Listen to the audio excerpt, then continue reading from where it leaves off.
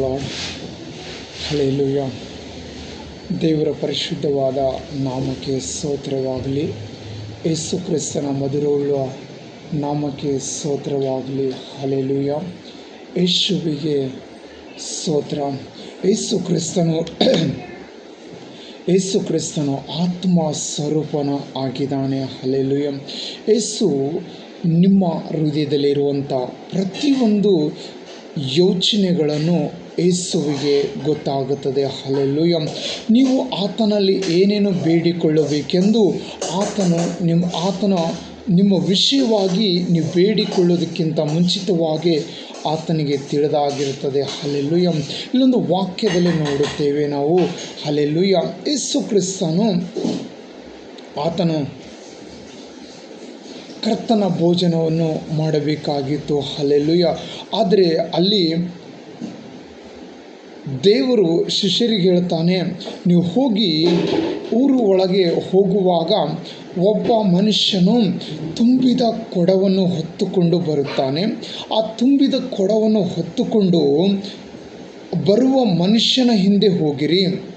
ಶಿಷ್ಯರು ಏನು ಕೇಳ್ತಾರೆ ಅಂದರೆ, ಈ ಕರ್ತನ ಭೋಜನವನ್ನು ಮಾಡಬೇಕಾಗಿರೋದು ಎಲ್ಲಿ ಸಿದ್ಧ ಮಾಡಬೇಕೆಂದು ಯೇಸುವನ್ನು ಕೇಳುವಾಗ ಯೇಸು ಸ್ವಾಮಿ ಹೇಳುತ್ತಾರೆ, ನೀವು ಊರು ಬಾಗಿಲ ಒಳಗೆ ಹೋಗಿರಿ.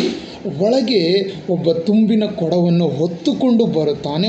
ಅವನು ಯಾವ ಮನೆಗೆ ಹೋಗುತ್ತಾನೋ ಅಂದರೆ ಅವನು ಯಾವ ಮನೆಗೆ ಹೋಗುತ್ತಾನೋ ಅವನ ಹಿಂದೆ ಹೋಗಿರಿ, ಆ ಯಜಮಾನನ್ನು ಕೇಳಿರಿ. ಅಲ್ಲಿ ನಮ್ಮ ಕರ್ತನ ಜೊತೆಯಲ್ಲಿ ಕರ್ತನ ಭೋಜನವನ್ನು ಮಾಡಬೇಕು, ಆ ಸ್ಥಳವು ಎಲ್ಲಿದೆ ಎಂಬುದಾಗಿ ಕೇಳುವಾಗ ಅವನು ಮೇಲಂತಸ್ತಲ್ಲದೆಯಲ್ಲಿ ಇದೆ ಎಂದು ಹೇಳುತ್ತಾನೆ ಎಂಬುದಾಗಿ ಹೇಳುತ್ತಾರೆ. ಹಲ್ಲೆಲೂಯ. ಹಾಗಾದರೆ ಕರ್ತನಾದ ಯೇಸು ಕ್ರಿಸ್ತನಿಗೆ ಎಲ್ಲವನ್ನು ತಿಳಿದಾತನು, ಎಲ್ಲವನ್ನು ಬಲ್ಲಾತನು. ಹಲ್ಲೆಲೂಯ. ಆತನಿಗೆ ನಾವು ಮುಚ್ಚಿಡುವುದಕ್ಕಾಗಿ ಏನು ಆಗೋದಿಲ್ಲ. ಹಲ್ಲೆಲೂಯ. ನಮ್ಮ ವಿಷಯದಲ್ಲಿ ದೇವರಿಗೆ ಎಲ್ಲವೂ ಗೊತ್ತಿದೆ. Hallelujah. Praise the lord. Hallelujah. Yesu ಕ್ರಿಸ್ತನ ನಾಮಕ್ಕೆ ಸ್ತೋತ್ರವಾಗಲಿ. ನಾವು ಯಾವಾಗಲೂ ದೇವರನ್ನು ಸ್ತುತಿ ಮಾಡಬೇಕು. ದೇವರನ್ನು ಸ್ತುತಿ ಮಾಡುವಾಗ ಆ ದೇವರು ನಮ್ಮ ಮಧ್ಯದಲ್ಲಿರುತ್ತಾನೆ. ದೇವರು ನಮ್ಮನ್ನು ಬಿಟ್ಟು ಯಾವತ್ತೂ ದೂರ ಹೋಗುವಾತನ ಅಲ್ಲ. ಹಲ್ಲೆಲೂಯ. ಹಲ್ಲೆಲೂಯ. ಯೇಸು ಕ್ರಿಸ್ತನ ನಾಮಕ್ಕೆ ಸ್ತೋತ್ರವಾಗಲಿ. ಇಲ್ಲೊಂದು ವಾಕ್ಯವಿದೆ. ಇಲ್ಲಿ ಎರಡು ಶಿಷ್ಯರು ದೇವರು ಈ ಭೂಮಿಯಲ್ಲಿ ಸತ್ಯದ ಮೇಲೆ ದೇವರು ಸಿಲುಬೆಗೆ ಹಾಕಿ ಸತ್ಯದ ಮೇಲೆ ಮೂರನೇ ದಿವಸದಲ್ಲಿ ಜೀವಿತವಾಗಿ ಆತನು ಹೇಳಿದ ಪ್ರಕಾರವೇ ಎದ್ದಿದ ಮೇಲೆ ಇಲ್ಲಿ ಇಬ್ಬರು ಶಿಷ್ಯರು ಒಂದು ಪಟ್ಟಣಕ್ಕೆ ಹೋಗುತ್ತಾ ಇದ್ದಾರೆ. ಆ ಹೋಗುತ್ತಾ ಇರುವಾಗ ಅವರು ಹಿಂದಿನ ವಿಷಯದಲ್ಲಿ ಯೋಚನೆ ಮಾಡ್ತಾ ಇದ್ದಾರೆ. ಅವರು ಏನು ಮಾಡ್ತಾ ಇದ್ದಾರೆ ಅಂದರೆ, ಅವರು ಸಂಭಾಷಣೆಯಲ್ಲಿ ಚರ್ಚಿಸುತ್ತಿರುವಾಗ ಯೇಸು ತಾನೇ ಹತ್ತಿರಕ್ಕೆ ಬಂದು ಅವರ ಜೊತೆಯಲ್ಲೇ ಹೋದನು ಎಂಬುದಾಗಿ ಹೇಳುತ್ತಾ ಇದ್ದಾರೆ. ಹಲ್ಲೆಲೂಯ. ನಾವು ಯೇಸು ಕ್ರಿಸ್ತನ ವಿಷಯದಲ್ಲಿ ನಾವು ಓದಿರುವ ವಾಕ್ಯಗಳನ್ನು ಧ್ಯಾನ ಮಾಡುವಾಗ ಆ ದೇವರು ನಿಮ್ಮ ಸಂಗಡ ಇರುತ್ತಾನೆ. ಆದರೆ ಅವರು ನಿಮ್ಮ ಸಂಗಡ ಇರುತ್ತಾನೆ, ನೀವು ಕಾಣಲಾರಿರಿ. ಆದರೆ ದೇವರು ನಿಮ್ಮ ಸಂಗಡ ಇರುವಾತನ ಆಗಿದ್ದಾನೆ. ಹಲ್ಲೆಲೂಯ. ನಿಮ್ಮ ಜೊತೆ ಇರುವಾತನಾಗಿದ್ದಾನೆ. ಯಾವಾಗ ನೀವು ವಾಕ್ಯಗಳನ್ನು ಧ್ಯಾನ ಮಾಡುತ್ತೀರೋ, ವಾಕ್ಯಗಳನ್ನು ಓದಿರುವುದು ಧ್ಯಾನ ಮಾಡುತ್ತೀರೋ, ಇವತ್ತು ಪರಿಶುದ್ಧಾತ್ಮ ಹೇಳಿರುವುದು, ನಾನು ಬಿದ್ದು ಹೋಗಿರುವ ದಾವೀದನ ಗುಡಾರವನ್ನು ಹಿಂತಿರುಗಿ ಬಂದು ಕಟ್ಟುತ್ತೇನೆಂಬುದಾಗಿ ದೇವರು ಹೇಳಿದ್ದಾರೆ. ಹಲ್ಲೆಲೂಯ. ನಾವು ಈ ವಾಕ್ಯದ ವಿಷಯವಾಗಿ ನಾವು ನಮ್ಮ ಆತ್ಮದಲ್ಲಿ ಯೋಚನೆ ಮಾಡಿಕೊಳ್ಳಬೇಕು. ದೇವರು ಹೇಳಿದ್ದಾರೆ, ಬಿದ್ದು ಹೋಗಿರುವ ದಾವೀದನ ಗುಡಾರವನ್ನು ಎತ್ತುವೆನು ಎಂಬುದಾಗಿ ಹೇಳಿದ್ದಾರೆ. ಆ ಬಿದ್ದು ಹೋಗಿರುವ ದಾವೀದನ ಗುಡಾರವನ್ನು ದೇವರು ಎತ್ತುತ್ತಾರೆ ಎಂಬುದಾಗಿ ನಾವು ಇಲ್ಲಿ ನೋಡುವವರಾಗಿದ್ದೇವೆ. ಹಲ್ಲೆಲೂಯ.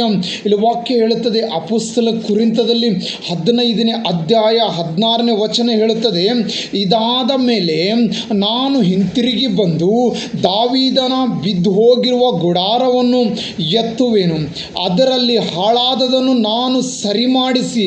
ದೇವರು ಹೇಳ್ತಾ ಇದ್ದಾನೆ, ಅದರಲ್ಲಿ ಹಾಳಾದದನ್ನು ನಾನು ಸರಿಮಾಡಿಸಿ ಎಂಬುದಾಗಿ ದೇವರ ವಾಕ್ಯ ಹೇಳುತ್ತಾ ಇದೆ. ಹಲ್ಲೆಲೂಯ. Praise the Lord. ಕರ್ತನಾದ ಯೇಸುವಿಗೆ ಸ್ತೋತ್ರವಾಗಲಿ. ನೀವು ಯಾವಾಗ ದೇವರ ವಿಷಯದಲ್ಲಿ ವಾಕ್ಯ ಅಂದರೆ ದೇವರಂದರೆ ವಾಕ್ಯವಾಗಿದೆ. ಹಲ್ಲೆಲೂಯಾ. Praise the Lord. ವಾಕ್ಯ ಅಂದರೆ ದೇವರಾಗಿದೆ, ದೇವರಂದರೆ ವಾಕ್ಯವಾಗಿದೆ. ಹಲ್ಲೆಲೂಯಾ. Praise the Lord. ದೇವರು ದಾವೀದನಿಗೆ ಏನು ಹೇಳ್ತಾ ಇದ್ದಾರೆ? ಬಿದ್ದೋಗಿರುವ ಗುಡಾರವನ್ನು ನಾನು ಎತ್ತುವೆನು ಎಂದು, ನಾನು ಹಿಂತಿರುಗಿ ಬಂದು, ದೇವರ ವಾಕ್ಯ ಹೇಳುತ್ತದೆ, ನಾನು ಹಿಂತಿರುಗಿ ಬಂದು ದಾವೀದನ ಬಿದ್ದು ಹೋಗಿರೋ ಗುಡಾರವನ್ನು ಎತ್ತುವೆನು, ಅದರಲ್ಲಿ ಹಾಳಾದದನ್ನು ನಾನು ಸರಿ ಮಾಡುವೆನು ಎಂಬುದಾಗಿ ಹೇಳುತ್ತದೆ. ಹಲ್ಲೆಲೂಯಾ. ಮತ್ತು ದೇವರ ವಾಕ್ಯ ಮುಂದೆ ಏನು ಹೇಳುತ್ತದೆ ಗೊತ್ತಾ? ಅದನ್ನು ನಾನು ನೆಟ್ಟಗೆ ನಿಲ್ಲಿಸುವೆನು. ಹಲ್ಲೆಲೂಯಾ.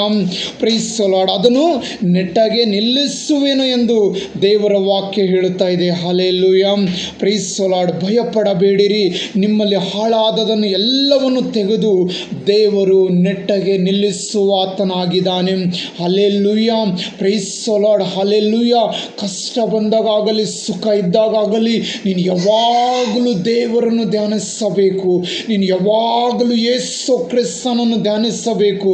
ನೀನು ಯಾವಾಗ ಯೇಸು ಕ್ರಿಸ್ತನನ್ನು ಧ್ಯಾನಿಸುತ್ತೀಯೋ ಪರಲೋಕದಾಗಿರುವಂಥ ದೇವರು ನಿನ್ನನ್ನು ಆಶೀರ್ವಾದ ಮಾಡುತ್ತಾನೆ, ನಿನ್ನನ್ನು ಅಭಿಷೇಕ ಮಾಡುತ್ತಾನೆ.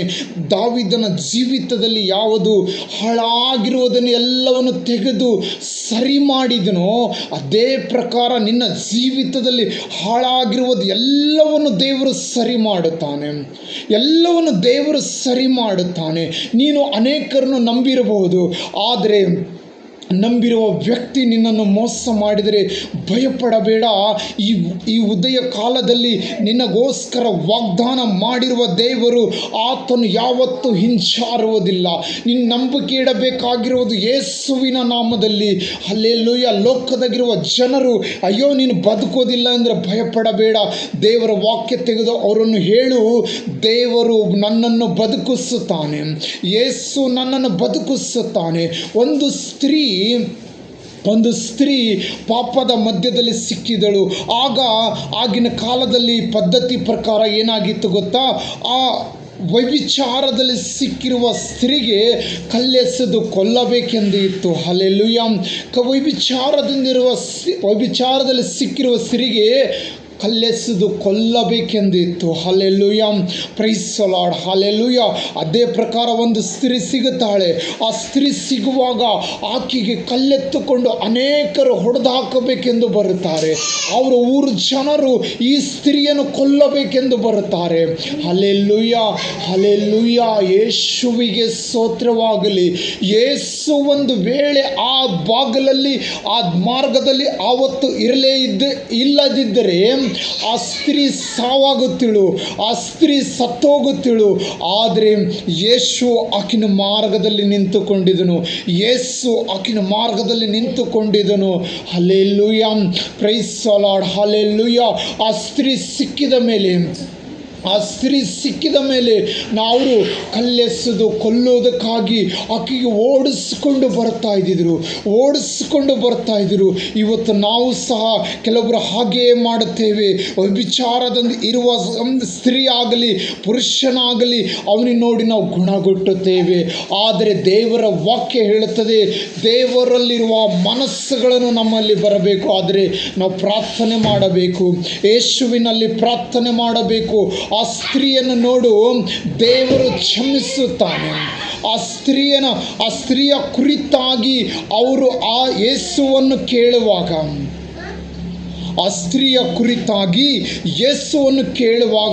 ಯೇಸು ಹೇಳುತ್ತಾರೆ, ನಿಮ್ಮಲ್ಲಿ ಯಾರಲ್ಲಿ ಪಾಪವಿಲ್ಲವೋ, ನೀವು ಯಾರು ಪಾಪ ಮಾಡಲಿಲ್ಲವೋ ಅವರು ಮೊದಲು ಕಲ್ಲು ಹಾಕಬೇಕೆಂದು ಹೇಳುತ್ತಾರೆ. ಹಲ್ಲೆಲೂಯಾ. ಹಲ್ಲೆಲೂಯಾ. ಅವರೇನು ಮಾಡಬೇಕು? ಮೊದಲು ಕಲ್ಲನ್ನು ಹಾಕಬೇಕೆಂದು ಹೇಳುವಾಗ ಅವರು ತಮ್ಮ ತಮ್ಮ ಕುರಿತಾಗಿ ಯೋಚನೆ ಮಾಡಿಕೊಂಡು ತಮ್ಮ ವಿಷಯದಲ್ಲಿ ಯೋಚನೆ ಮಾಡಿಕೊಂಡು ನಾನು ಪಾಪಿ ಎಂದು ಅವರೆಲ್ಲರೂ ಹಿಂದೆ ಜಾರಿದರು. ಅಲ್ಲಿ ಉಳಿದಿರುವುದು ಯೇಸು ಮಾತ್ರ ಉಳಿದಿದ್ದನು. ಆ ಸ್ತ್ರೀ ಮಾತ್ರ ಅಲ್ಲಿದ್ದಳು. ಹಲ್ಲೆಲೂಯಾ. ಆ ಸ್ತ್ರೀಗೆ ದೇವರು ಎದ್ದು ಕೇಳುತ್ತಾನೆ, ನಿನ್ನನ್ನು ಕೊಲ್ಲಬೇಕೆಂದಿರುವವರು ಎಲ್ಲಿದ್ದಾರೆ ಎಂದು ಕೇಳುವಾಗ ಅವರೆಲ್ಲರೂ ಓಡಿ ಹೋಗಿದ್ದಾರೆ ಎಂದು ಹೇಳುತ್ತಾರೆ. Hallelujah, hallelujah. ಯೇಸುವಿನ ನಾಮಕ್ಕೆ ಸ್ತೋತ್ರವಾಗಲಿ. ಯೇಸು ಕ್ರಿಸ್ತನು ಸಹ ಅಲ್ಲಿ ಹೇಳುತ್ತಾನೆ, ನೋಡು, ನಾನು ನಿನ್ನನ್ನು ಕ್ಷಮಿಸುತ್ತೇನೆ, ಇನ್ನು ಮೇಲೆ ಪಾಪ ಮಾಡಬೇಡ ಅಂತ ಹೇಳುವಾಗ ಆ ಸ್ತ್ರೀಯ ಹೃದಯ ಒಡೆದೋಗಿ ಆಕೆ ಮಾಡಿರುವ ಎಲ್ಲ ಪಾಪಗಳನ್ನು ಬಿಟ್ಟು ಆಕೆ ಒಳ್ಳೆ ಸ್ತ್ರೀ ಆಗಿದ್ದಳು. ಹಲ್ಲೆಲೂಯಾ. ಯಾವಾಗ ನಾವು ಪಾಪಗಳನ್ನು ಕ್ಷಮಿಸುತ್ತೇವೋ ಅಲ್ಲಿ ಹೊಸ ಜೀವವನ್ನು ಉಂಟಾಗುತ್ತದೆ. ಇಲ್ಲದಿದ್ದರೆ ಆ ಕಲ್ಲೆಸೆದು ಕೊಲ್ಲಿದಾಗ ಅಲ್ಲಿ ಒಂದು ಪ್ರಾಣ ಹೋಗುತ್ತಾ ಇತ್ತು. ಹಲ್ಲೆಲೂಯಾ. ಅಲ್ಲಿ ಕಲ್ಲೆಸೆದು ಕೊಲ್ಲದಿದ್ದರೆ ಅಲ್ಲೊಂದು ಪ್ರಾಣ ಹೋಗುತ್ತಾ ಇತ್ತು. ಒಂದು ಪ್ರಾಣ ಉಳಿಯಬೇಕಾದರೆ ನಾವು ಕರ್ತನಲ್ಲಿ ತಗ್ಗಿಸಿಕೊಂಡು ಮತ್ತೊಬ್ಬರನ್ನು ಕ್ಷಮಿಸಬೇಕು. ಹಲ್ಲೆಲೂಯಾ. ನಾವು ಕರ್ತನಲ್ಲಿ ತಗ್ಗಿಸಿಕೊಂಡು ಮತ್ತೊಬ್ಬರನ್ನು ನಾವು ಕ್ಷಮಿಸಬೇಕು. ಯಾವಾಗ ನಮ್ಮ ಹತ್ರ ಕ್ಷಮಿಸುವ ಹೃದಯ ಬರುತ್ತದಂದರೆ ನಾವು ದೇವರಲ್ಲಿ ಅನುನ್ನತವಾಗಿರುವಾಗ, ನಾವು ದೇವರ ಸಂಗಡ ನಡೆಯುವಾಗ, ಅಯ್ಯೋ ನಾನು ದೇವರ ಸಂಗಡ ಇರುವಾಗ ದೇವರಲ್ಲಿರುವ ಗುಣಗಳನ್ನು ಬರುತ್ತವೆ. Hallelujah, hallelujah. Praise the lord. ದೇವರಲ್ಲಿರುವ ಆ ಒಳ್ಳೆ ಮನಸ್ಸು ನಮಗೆ ಬರಬೇಕಾದರೆ ನಾವು ಪ್ರತಿದಿನ ಪ್ರಾರ್ಥನೆ ಮಾಡಬೇಕು, ವಾಕ್ಯಗಳನ್ನು ಓದಬೇಕು. ಯಾವಾಗ ನಾವು ವಾಕ್ಯಗಳನ್ನು ಓದುತ್ತೇವೋ ಆ ಕೋಪ ಎಂಬ ಆತ್ಮ ನಮ್ಮಿಂದ ಹೊರಟು ಹೋಗುತ್ತದೆ. ಕೋಪ ಎಂಬ ಆತ್ಮ ನಮ್ಮಿಂದ ತೊಲಗಿ ಹೋಗುತ್ತದೆ. ಆ ಕೋಪ ಎಂಬ ಆತ್ಮ ಒಂದು ದುಷ್ಟ ಶಕ್ತಿಯಾಗಿದೆ. ಅದು ಒಂದು ದುಷ್ಟ ಶಕ್ತಿಯಾಗಿದೆ. ಕೋಪವು ಏನು ಮಾಡ್ತದೆ ಗೊತ್ತಾ? ಕೋಪದಲ್ಲಿ ಪ್ರೀತಿ ಇರುವುದಿಲ್ಲ. ಹಲ್ಲೆಲೂಯಾ. ನಾವು ಯಾವಾಗ ಯೇಸು ಕ್ರಿಸ್ತನನ್ನು ಪ್ರೀತಿಸುತ್ತೇವೋ, ಯಾಕಂದರೆ ಯೇಸು ಕ್ರಿಸ್ತನು ಪ್ರೀತಿ ಸ್ವರೂಪನಾಗಿದ್ದಾನೆ. ಯೇಸು ಕ್ರಿಸ್ತನು ಪ್ರೀತಿ ಸ್ವರೂಪನಾಗಿದ್ದಾನೆ. ಹಲ್ಲೆಲೂಯಾ. ನಾವು ದೇವರಲ್ಲಿ ಯಾವಾಗಲೂ ಕೇಳಿಕೊಳ್ಳಬೇಕು, ನಿನ್ನಲ್ಲಿರುವ ಆ ಒಳ್ಳೆ ಮನಸ್ಸನ್ನು ಕೊಡು ಸ್ವಾಮಿ, ನಿನ್ನಲ್ಲಿರುವ ಒಳ್ಳೆ ಹೃದಯ ಕೊಡು ಸ್ವಾಮಿ, ನಿನ್ನಲ್ಲಿರುವ ಒಳ್ಳೆ ಹೃದಯ ಕೊಡು ಸ್ವಾಮಿ. ಯೇಸುವಿಗೆ ಸ್ತೋತ್ರವಾಗಲಿ, ಯೇಸುವಿಗೆ ಸ್ತೋತ್ರವಾಗಲಿ. ಯೇಸಪ್ಪ ನಿನಗೆ ಸ್ತೋತ್ರವಾಗಲಿ. ಆ ಒಳ್ಳೆ ಹೃದಯದಿಂದ ನನ್ನನ್ನು ತುಂಬು ಎಂದು ಕೇಳಬೇಕು. ಪರಿಶುದ್ಧ ಆತ್ಮನೇ ನನ್ನನ್ನು ತುಂಬು ಎಂದು ಕೇಳಬೇಕು. ಯೇಸು ನಿಮ್ಮನ್ನು ಪರಿಶುದ್ಧಾತ್ಮದಿಂದ ತುಂಬುತ್ತಾನೆ. ಯೇಸು ನಿಮ್ಮನ್ನು ಪರಿಶುದ್ಧಾತ್ಮದಿಂದ ತುಂಬುತ್ತಾನೆ. ವಿಚಾರದಿಂದ ಒಂದು ಸ್ತ್ರೀ ಸಿಕ್ಕಿದಳೆಂದು ಆಕೆಗೋಸ್ಕರ ಗುಣಗೊಟ್ಟದನ್ನು ಬಿಟ್ಟು ನಾವು ಕರ್ತನಾದ ಯೇಸುವಿನಲ್ಲಿ ಪ್ರಾರ್ಥನೆ ಮಾಡಬೇಕು.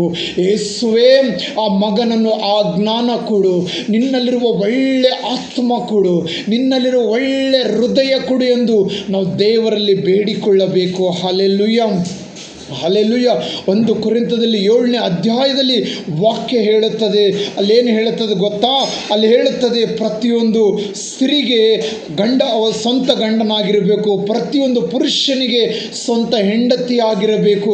ದೇವರ ವಾಕ್ಯ ಅದೇ ಅಧ್ಯಾಯದಲ್ಲಿ ಮುಂದಿನ ವಚನ ನಾವು ಓದುವುದಾದರೆ, ಸ್ತ್ರೀಗೆ ತನ್ನ ಸ್ವಂತ ದೇಹದ ಮೇಲೆ ಅಧಿಕಾರವಿಲ್ಲ ಎಂಬುದಾಗಿ ಹೇಳುತ್ತದೆ. Hallelujah, praise the Lord. ಸ್ತ್ರೀಗೆ ತನ್ನ ಸ್ವಂತ ದೇಹದ ಮೇಲೆ ಅಧಿಕಾರವಿಲ್ಲ ಎಂಬುದಾಗಿ ಕರ್ತನಾದ ಯೇಸು ಕ್ರಿಸ್ತನ ವಾಕ್ಯ ಹೇಳುತ್ತದೆ. Hallelujah, hallelujah, praise the Lord. ಆ ವಾಕ್ಯವನ್ನು ನಂಬಿ, ಆ ವಾಕ್ಯವನ್ನು ಹಿಡಿದಿಟ್ಟುಕೊಂಡು ಪ್ರಾರ್ಥನೆ ಮಾಡಬೇಕು.